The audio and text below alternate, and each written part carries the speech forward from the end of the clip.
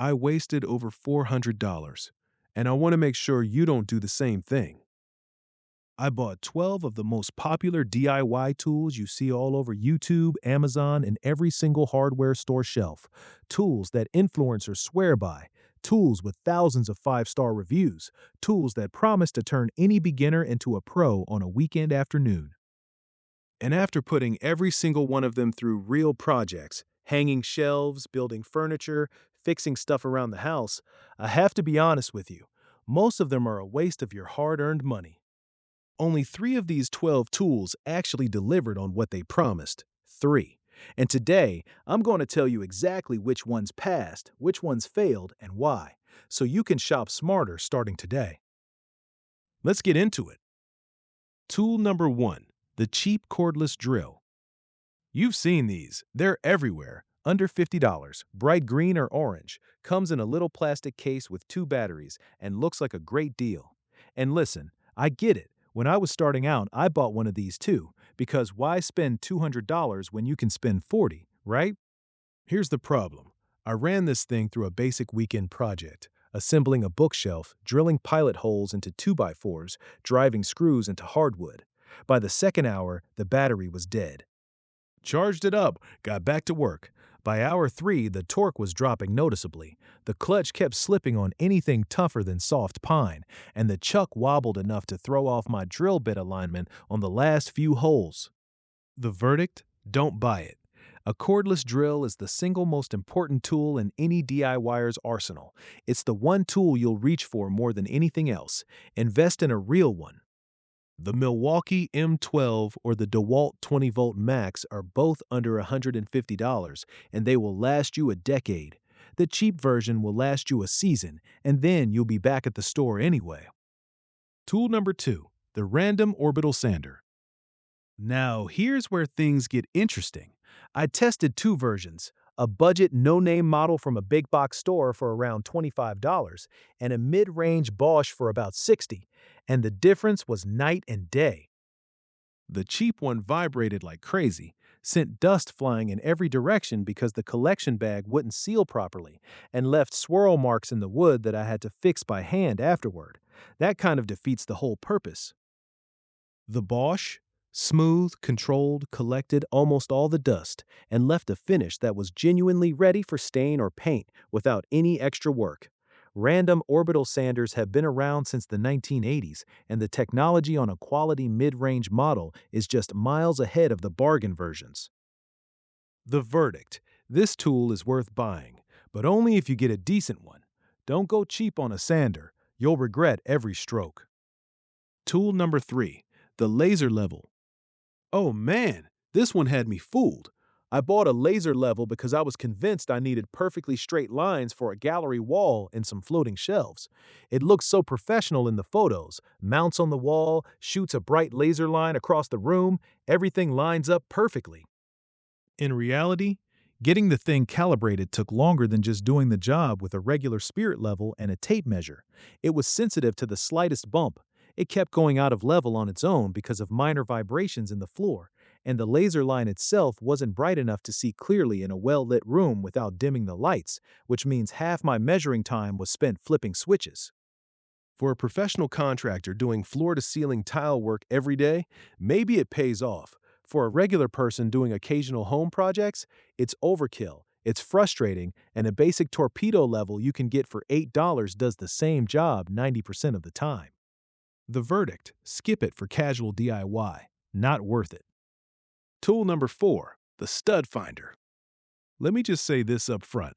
The concept is great. Finding studs behind your wall without drilling random holes all over the place. Yes, please. But the execution on most budget stud finders is, to put it kindly, all over the place. I tested 3 different models in the $15 to $35 range, and the results were inconsistent every single time. One of them was detecting studs in places I knew there were none. Another one beeped non-stop through an entire section of wall that was completely hollow. It's not just me. This is one of the most commonly complained about tools online, with users constantly reporting false positives and missed studs. The only one that consistently worked was the Bosch GMS 120, which runs around $75 to $90. And honestly, if you're going to spend that much, it's worth it, because one wrong drill into a live wire or a water pipe can cost you a whole lot more than 90 bucks. The verdict: the cheap ones are a gamble. If you're going to buy a stud finder, buy a good one. Otherwise, learn the old school knock on the wall method. It's free and it works. Tool number 5, the pocket hole jig. Now we're getting into the good stuff. The Kreg pocket hole jig is one of those tools that genuinely changed the way hobby woodworkers and DIYers build things. The idea is simple.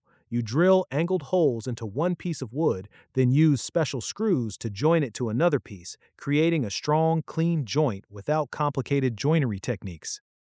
I built 3 small projects with this thing: a small side table, a bench, and a basic cabinet box. Every single joint came out solid, tight, clean, no gaps, no wobble. And I'm not a trained carpenter. I'm just a regular person with a garage and some free time on weekends. The original Kreg K4 is around $40. The newer 720 model is around $70. Both are absolutely worth the money. This tool alone can elevate your woodworking from looks homemade to looks like I paid someone to do it. The verdict: buy it. One of the best investments in a beginner workshop. Tool number 6, the oscillating multi-tool. You've probably seen the ads. One tool cuts wood, cuts metal, sands, scrapes, fits into tight corners a circular saw can never reach. Sounds like the Swiss Army knife of power tools, right? And honestly, it kind of is, but only if you buy the right brand and invest in quality blades. I tested a budget oscillating tool around $30 and a Milwaukee model at around $120. The cheap one vibrated so aggressively it was hard to control, and the blade lock mechanism felt like it could strip out at any moment. The Milwaukee was a completely different experience: smooth, controlled, powerful, with a universal blade mount that fits attachments from almost any brand. But here's the real catch with oscillating tools that nobody talks about: the blades. The tool itself is almost secondary. You need good blades, titanium enhanced bimetal for wood and metal cuts, dedicated sanding pads for finishing, and those blades cost money. Milwaukee's 20-piece blade set runs about $70 on its own. The verdict: if you do renovation work, plumbing, or finish carpentry, this tool is worth every penny. If you're a casual DIYer who might use it once a year, it's probably not. At this point, I want to pause for a second. If this breakdown is saving you money or helping you make smarter choices at the hardware store, do me a favor, hit that like button right now and subscribe to the channel. I test this stuff so you don't have to waste your weekends and your wallet figuring it out. The subscribe button is right there, and it genuinely helps this channel keep going. All right, back to the tools. Tool number 7, the jigsaw. The jigsaw is supposed to be the go-to tool for cutting curves, circles, and any shape a circular saw can't handle, and a good jigsaw absolutely delivers on that. The problem is, a bad jigsaw is genuinely one of the most frustrating tools you will ever pick up. I tested a budget jigsaw, one of the most popular models in the entry-level category, and I had a hard time cutting a straight line, even with a guide. The blade drifted, the shoe plate vibrated off its baseline. Other DIYers online report the same issue constantly, that without a brushless motor and a solid shoe design, these things just wander off course and leave you with cuts that need a lot of cleanup. The Ryobi brushless jigsaw in the 18-volt ONE Plus system is a genuinely solid budget option and runs around $80. It's not a Bosch or a Festool, but it cuts clean and feels controlled. Anything cheaper than that, you're taking a gamble. The verdict: buy mid-range or don't bother. Tool number 8, the electric brad nailer. If you do any kind of trim work, furniture assembly, or light cabinetry, a brad nailer changes everything. Instead of hammering tiny finish nails by hand and inevitably denting the wood with the hammer face, you just point, press, and the nail is perfectly set every time. The cordless electric models, especially the Ryobi Airstrike, are incredibly convenient because there's no compressor, no hose, no loud noise.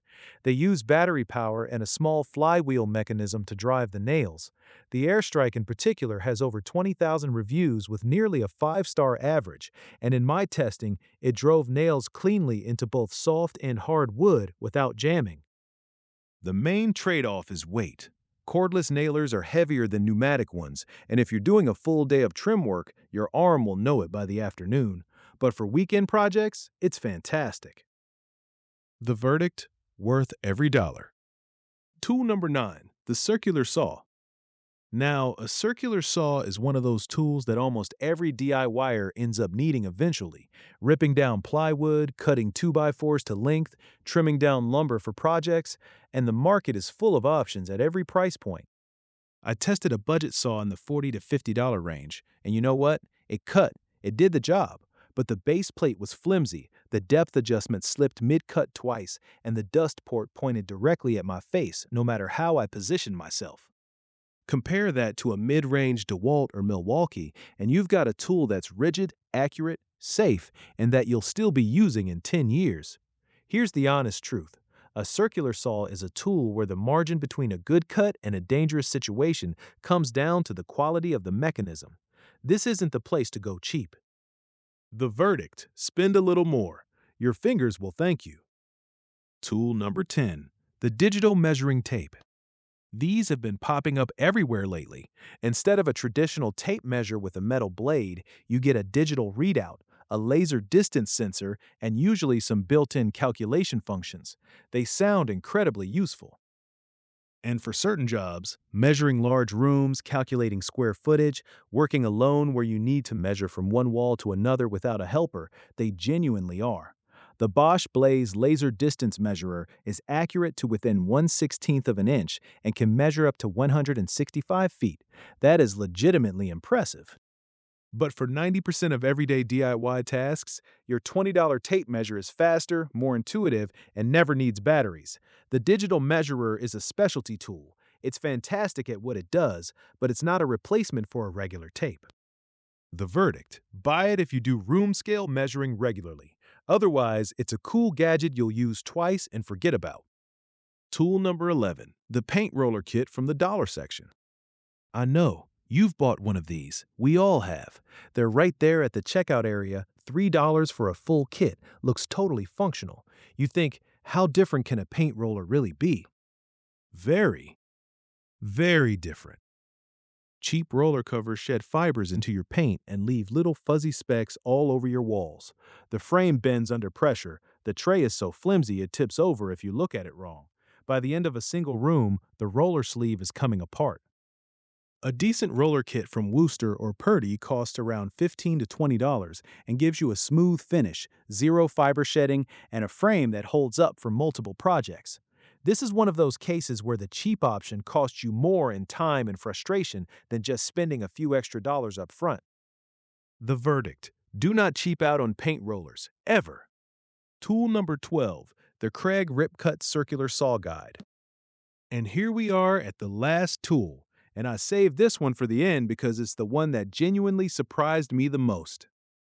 Most DIYers at some point need to rip a sheet of plywood down the middle. Cutting a 4x8 sheet of plywood lengthwise with a circular saw freehand is one of the most stressful things a beginning woodworker can do. Without a table saw, you're basically hoping your hand stays perfectly steady for 8 full feet. The Kreg Ripcut is a simple aluminum guide that attaches to your circular saw and rides along the edge of the sheet, keeping your cut perfectly parallel from start to finish.